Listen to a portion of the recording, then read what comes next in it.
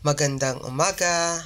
Ngayong araw ay gagawa po tayo ng fertilizer mula sa mga damo o pinutol na dahon na mayaman sa nitrogen pati na rin ang phosphorus at potassium.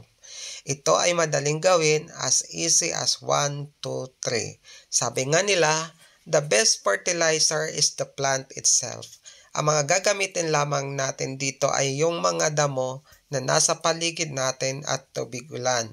Pwede rin naman po yung tubig galing sa nawasa, pero ang gagawin lamang natin ay mag-igib ng tubig at hayaan ito overnight bago gamitin.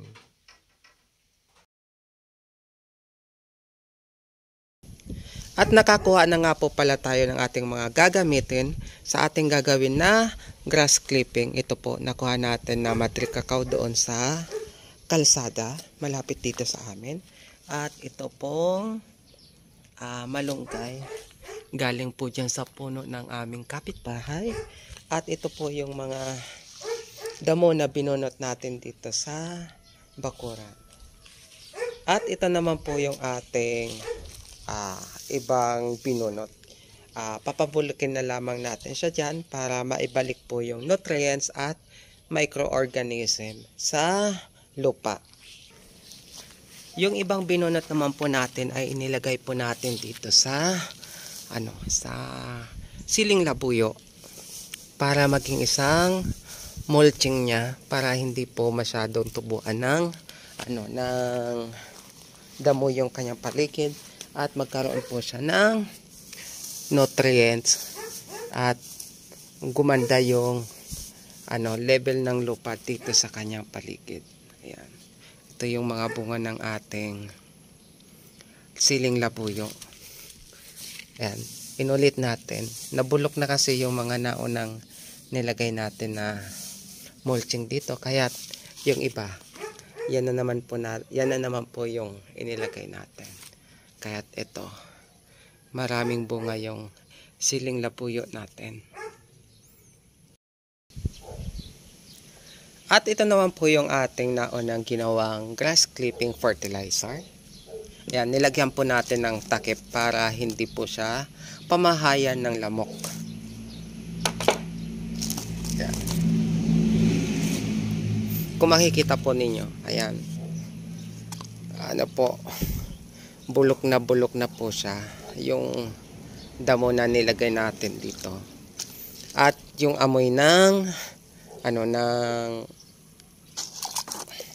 tubig ay talagang mabaho po siya. Pero mayaman po ito sa nitrogen. Meron din konting phosphorus at potassium. And then, ang gagawin natin, isasalin na natin yung tubig sa ibang balde para ipandilig po natin dito sa mga tanim natin na herbs. Gaya po nitong basil natin. Yung iba naman, ito, yung tarragon. Yung thyme. Ito naman yung talinaw. Ayan, muntik ko pang makalimutan yung pangalan. Yung siling labuyo.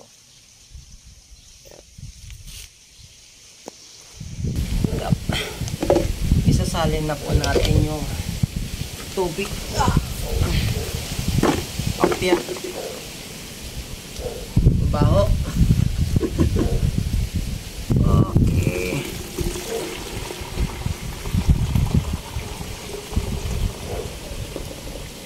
My goodness. The smell is so unpleasant. Oh my God. Ito.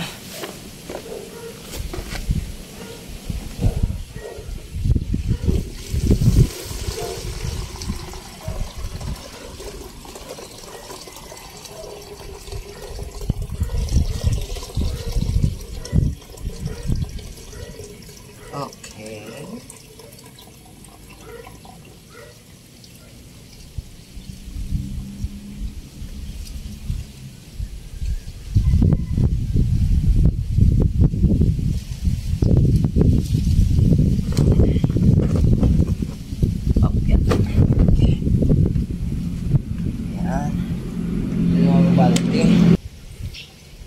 Ito pong mga nabulok ng damo, pwede pa po natin siyang ilagay dyan. Wala naman pong problema, or pwede po natin siyang ilagay sa compost pit para mas mabulok po siya. Pero pwede naman po siya dyan. Okay? Tapos ang gagawin natin ay lalagay natin yung mga panibagong mga grass clipping natin. Ayan. Salansan lang natin. Mga 3 days na nakababad po siya sa tubig ay pwede na po natin siyang gamitin, or mga mahigit 1 linggo pwede natin yang gamitin at ipangdilig sa ating mga halaman. Yan. Punuin natin. Mukhang hindi na mauubos ito. Okay lang yan. Gagawin na lang natin siyang compost.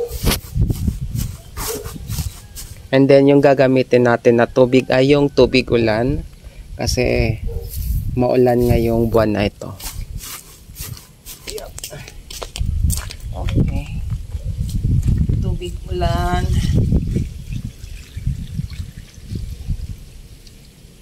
Hanggang sa mapuno itong ating balde. Wap.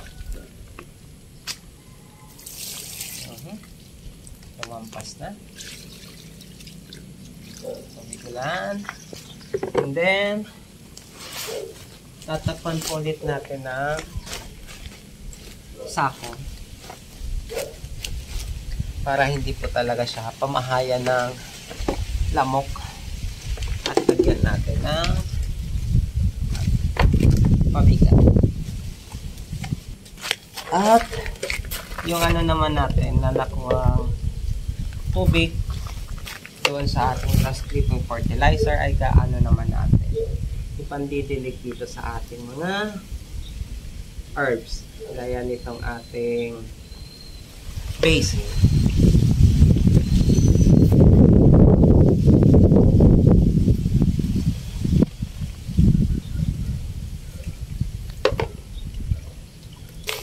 Ito naman yung ating chives.